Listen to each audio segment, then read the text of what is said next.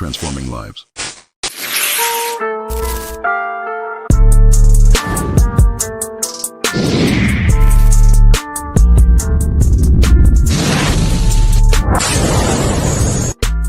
Your transformation starts here.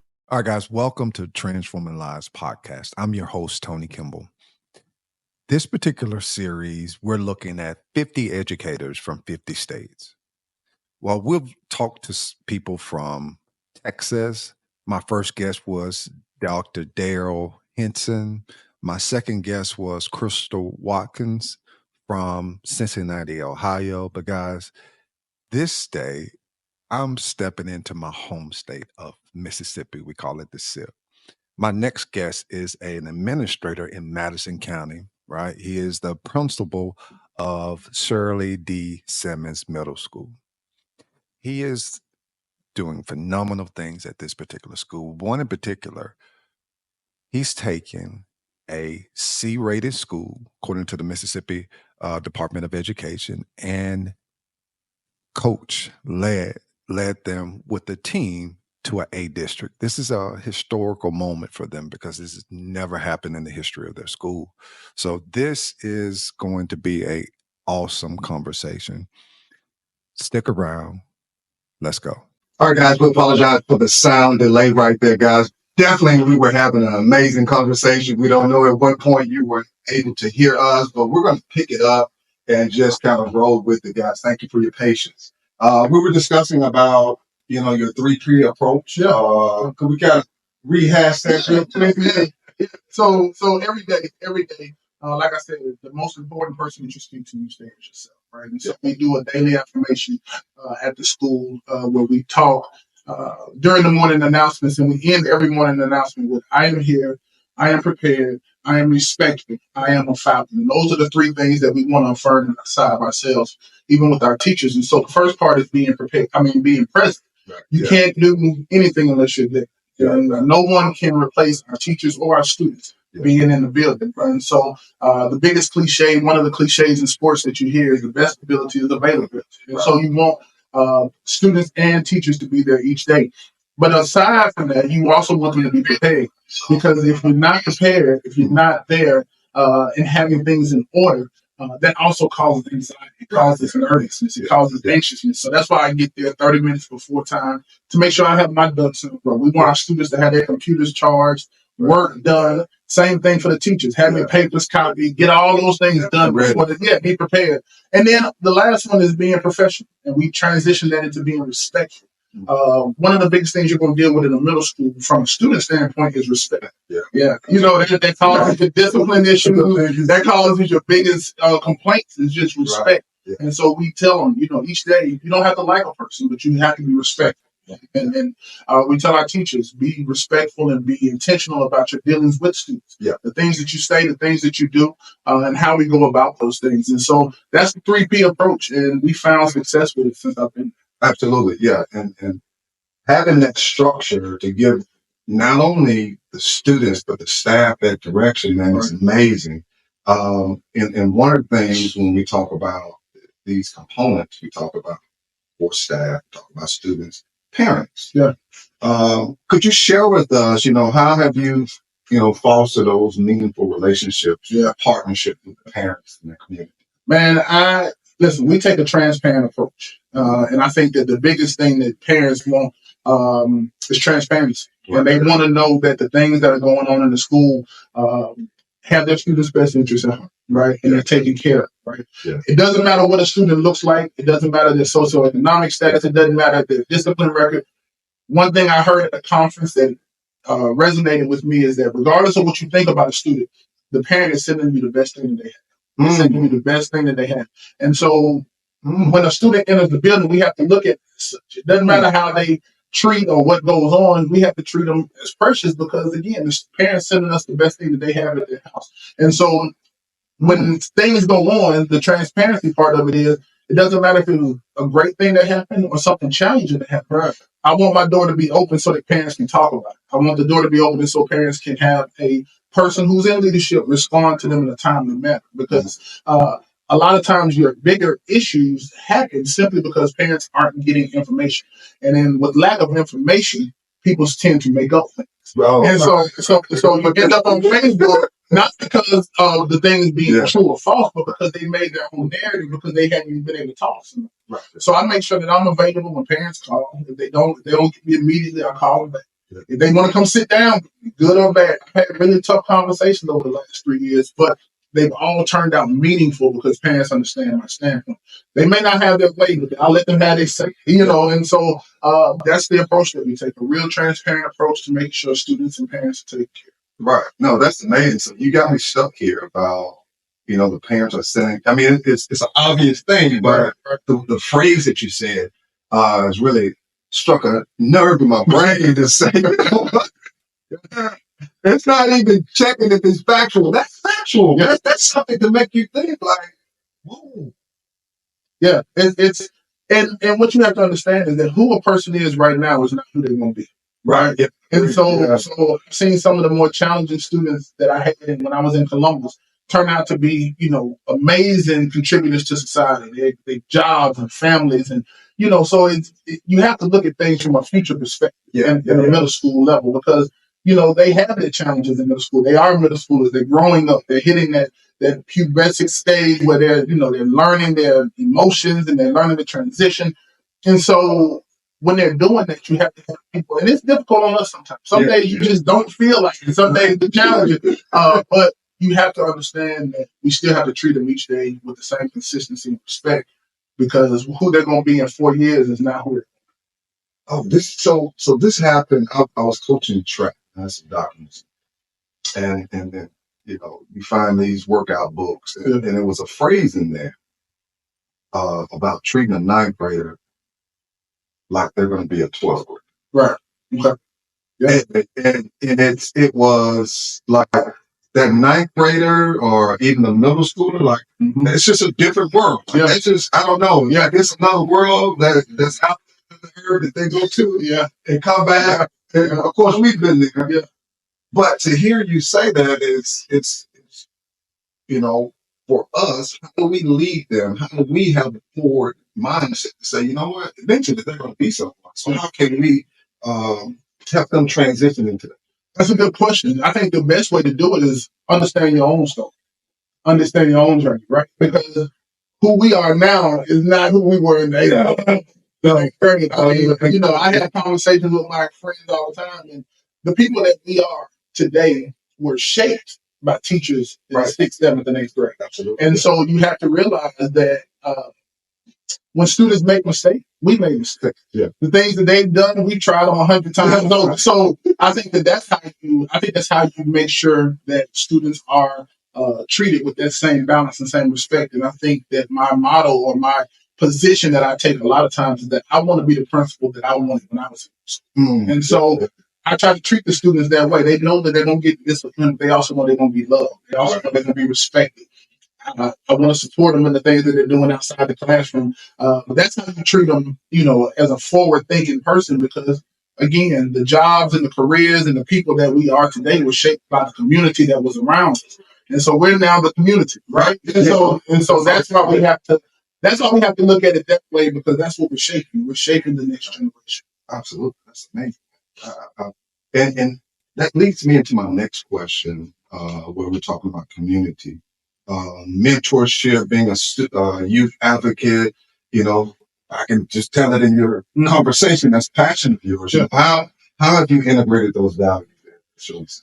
Man, it's one of those things where one, you have to have good people. And I think the biggest thing is that we have good people on staff. And we have good people in the position of educating our students. Yeah. And they have a passion for the kids. They treat the kids well, and they make sure that the kids have what they need. They're buying things out of their pocket. They're making sure that kids have the resources. Madison County makes sure that we have, computers for all of our students. That we don't lack for anything. We have great reps on our school board with Dr. Paul Griffin and Mr. Paul Griffin, who's the rep for that area. We have great people who are advocating each day for our students. And so we use the resources that we have available. And then we also go out and seek other sponsors and other donors and other resources.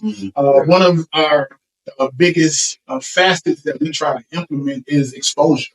Because the biggest thing for our students, the biggest thing in life is that you are what you're exposed to.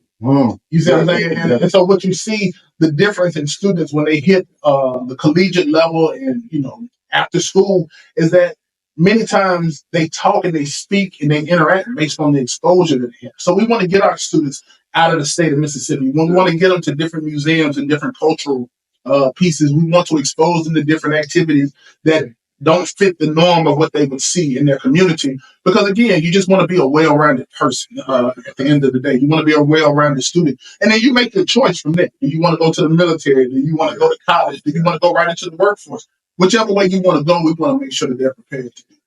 Right. So that's good to hear, because when you talk about community, you have to have people that support the community. Absolutely. Right? You can't be just the leader of the community. You have to have. Absolutely. So that's great to hear.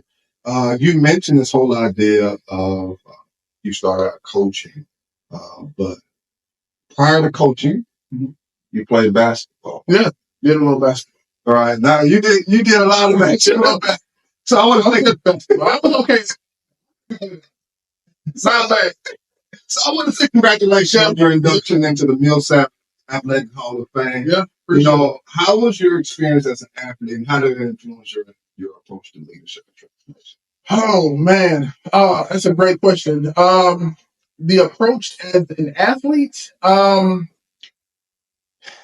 discipline, dedication, perseverance. Yeah. I mean, I'm no Michael Jordan, but I mean, I didn't play. I was on the team. Let's say it's from 7th through 10th grade. I didn't play till my 11th grade year. I didn't get on the court till my 11th grade year. So, I mean, I was, I wasn't the most athletic, but what I did was I learned to get. I spent a lot of time in the gym working on my craft. And now that I think about it, I didn't think about it as working on my craft. I just wanted to go to the gym. So my dad and my mom would drop us off at the YMCA in Columbus at 7 o'clock in the morning. And we wouldn't leave till 7 that evening. And so most of that time was spent playing basketball. Most of that time was spent. And so once so what happened, what ended up happening is it's all about timing. Life is about time. Right. God's timing. Yeah. A lot of the older players graduated my junior year when I was coming into my junior year. So I got an opportunity to showcase my skills and my abilities. And being 6'4" big man, I had to be more crafty than some other people. So I developed a shot. I developed some post moves. And so how did that transition into what I do now is coaching and leading the team, all the terms, and it all depends on perseverance. It all depends on your daily dedication and your mindset and being able to just continue to work when it doesn't look like it's going to make its make its way into what you want it to be. And that's what I did from 8th through 12th grade. I didn't give up. I didn't quit because I wasn't playing. I didn't not work hard because I wasn't getting the playing time. I just kept persevering, and it worked out. Worked itself through. A little bit more work. Yeah. I played through Millsaps. I played while I was at Millsaps.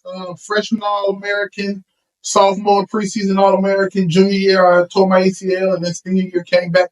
It worked itself. It worked its way through. I tell my kids while I'm at Shirley Assembly, and anybody I play against that if you put your mind to it, and it's something you want to do, if you persevere through it, it's going to work itself through. But I also tell them they can't beat that. There's no way. They're not going to be the best. But one thing I'm not going to let a child do is yet what I've been doing for 30 plus years. But no, it's worked itself out. It's like riding a bike. I just need a couple warm up shots, and it'll take its place. Absolutely. So we're almost to the point where we're going to end. But I said a couple of comments on there. If we can kind of lay out some of those comments and see what's happening. I saw Elizabeth Webb. She said this was so good. So let's check this out. How you doing, Elizabeth? Welcome to this. That's Dr. Wells. Dr. Wells. Dr. Webb. Yeah. Dr. Wells. Amazing educator and amazing friend. Dr. Wells is actually in our accountability and assessment department. Amazing with numbers. She's responsible for the data for pretty much our district. So, amazing. Yeah. When it comes to numbers, you're not gonna find one better. Okay, I know what you're talking about. Yeah, Dr. Okay, awesome. So let's check out some of the other comments that we have on here.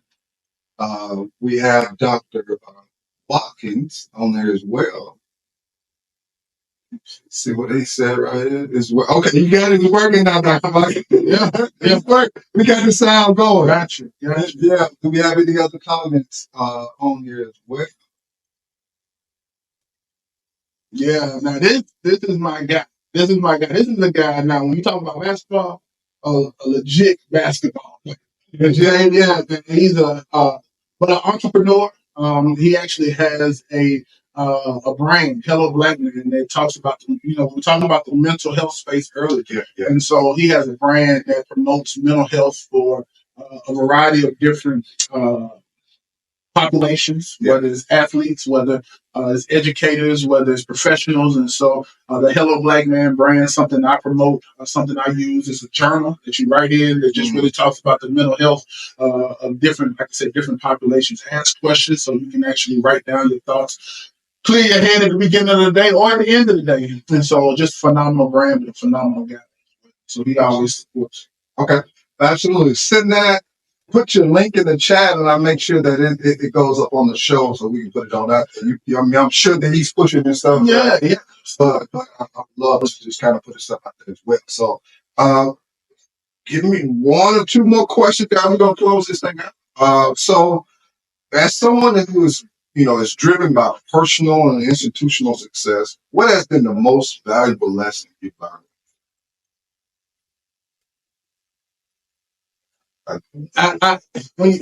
So I heard this from Dr. Darius Dan, right? Okay. It's not about the dream, it's about the team. Right. So when you're talking about transformation of any sort, it's not something you can do in isolation. It's not something you can do by yourself. So one thing that I'm being blessed by since I was born, I mean, I've got amazing parents, but I've been blessed by an amazing group of people who've been around me from the time I started in education to this moment. I got amazing people, and I've got them in the right place on the bus. So I've had, transformation doesn't happen again in isolation. You have to have people around you who are committed to seeing what it is that you're trying to do and trying to hit a goal. So when I arrived at Shirley Simmons a couple of years ago, we were a C school, but the previous administrator had worked hard to get it to that. It was a very C. Yeah. And so the next year we were able to increase 20 points and make it and get to a B. And then the year after, it was 50 points, around 50 points to get to an A rating. And so that all came from the team that was put in place. That all came from everybody working towards a common goal. And it doesn't come without distractions. It doesn't come without difficult times. So I don't want to overlook those. But when you understand what you're all working towards, even in the difficult times, you find a way to, like I said, persevere. You find a way to keep on pushing. And our kids are so amazing. Yeah. They work so hard for the school. They work hard for themselves. They work hard for the community. And so big shout out to them because they're an amazing group. Amazing. Right. So going back to a clip I saw, I think it might have been a news clip. I can't remember what it was, where I saw that. But, one thing when you have a group of students that are excited, but there's another thing when the kids believe in you or believe in the team. Yeah. And I saw that because you can see it, right? You can see the body language. And I remember you announcing that Shirley Simmons, you did it in French. Now I'm gonna go ahead and be your prop. You did it in way.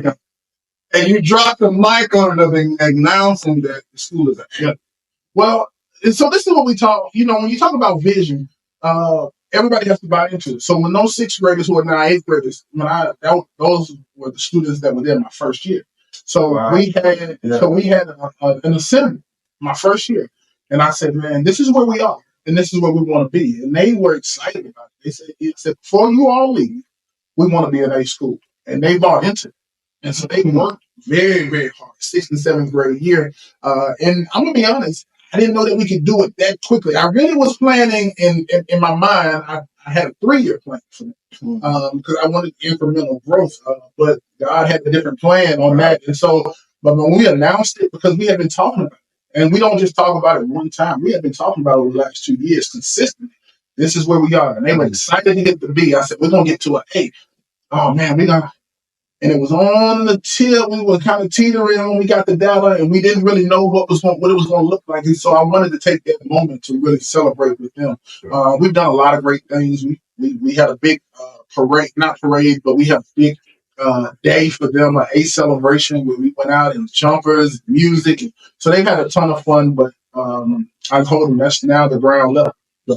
Now it's the ground. So now we're just going, we want to continue to go higher because they can do it. Right. Now, this is historic. Yeah. This is the first time ever. Yeah. And to hear you taking, and I'm going to say it makes sense, but it's this whole idea of sports, right? You find that group of kids and that group of kids that come through that you may have on your team, and you're pushing them, they buy in, you have a vision, you talk about it, you push them on through. So it's still connecting there to the sports platform. So, and they're a good group of kids. I want to just, recognize them because a lot of the things that I deal with on a day-to-day basis, other administrators would love to have those kind of problems. And so the things that we deal with as far as discipline and things of that nature are small and minute in comparison to maybe some of the other things other administrators around the state have to deal with, because we have a great group of kids. We have a great group of educators. And I tell them all the time,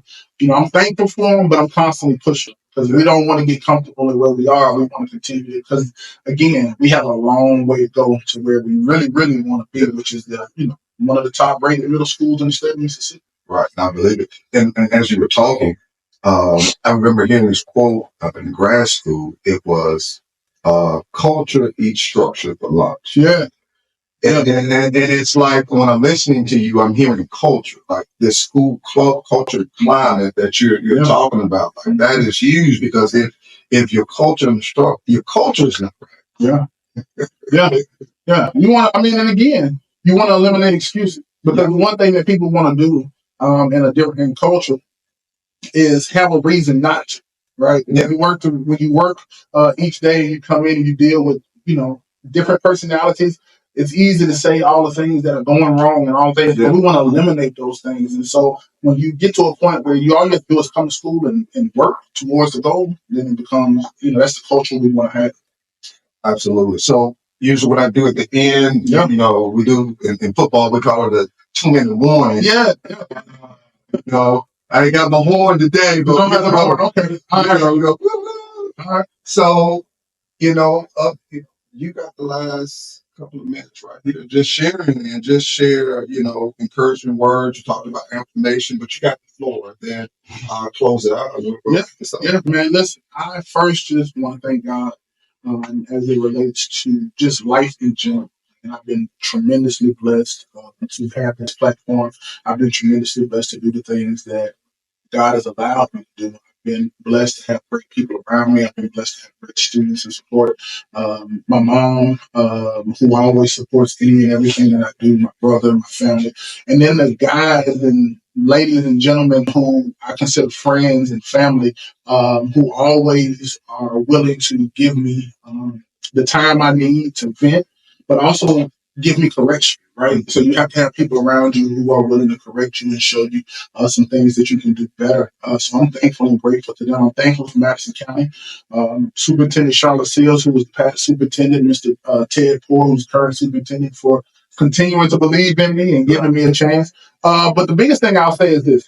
This is not about me, right? This is not about anything that I've done or anything. I think it's more so, and I don't want to just be cliche, but I'm just a vessel to be able to do some of these things. And so, again, it's a lot of hard work by a lot of great people that make these things possible. The only thing I would say as it relates to closing this out is that this is an amazing opportunity. But anyone in education, we have to be forward thinking. We have to be mindful of what it is that we do and say and what it is that we sow into the students each and every day, because those things do come back to them and they come back to us. And so I try to be careful. I don't get it right every day. I'm not perfect each day, but I do try to make sure that we're sowing good seed into that ground. So to any parent who's interested, Shirley Simmons is always welcoming. We always want good kids. We want them to take on those challenges to make our students and our next generation the best generation that we can make, not for anything and not any other reason, but the simple fact that someone took a chance on us. And we didn't look the way we look now. They took a chance on us. So I'm excited about it, man. Thank you for the opportunity today to come in on a Saturday morning. Like I said, man, it's a great setup. You got the family working. Man, you got everybody involved in it, man. It's awesome. It's an awesome setup, man. So I'm glad to share the story. Let me say this too, real quick. Shirley D. Simmons, just that brief story, was an advocate for the underserved population, the population in the Northeast Madison area. And that's who the school is named after. A board member in Madison County for 30 plus years, an advocate for our African American students in that area to make sure that the things that were allotted on the south end of the district were also given up there on that end. And so her family has been extremely supportive of the things that we've done. I actually got a chance to take a picture when we achieved the B rating and the A rating with her daughters who are still around, who really support the school. But she was such an advocate. And so I do want to recognize her because she passed some years ago, but her legacy lives on through the students in that community in that area. Wow.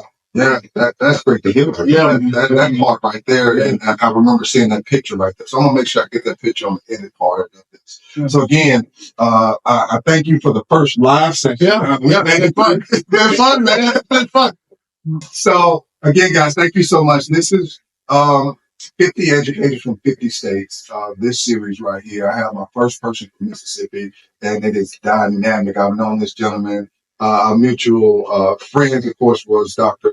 Marcus Dell and Dr. Darius Daniels. Me too. Yeah, amazing people. Right. Yeah. So again, guys, we thank you so much for tuning in. Share this with an educational buddy, but just share it with somebody. Shout out to Shirley Simmons, historical A rating, and Mr. Thomas Adams. We are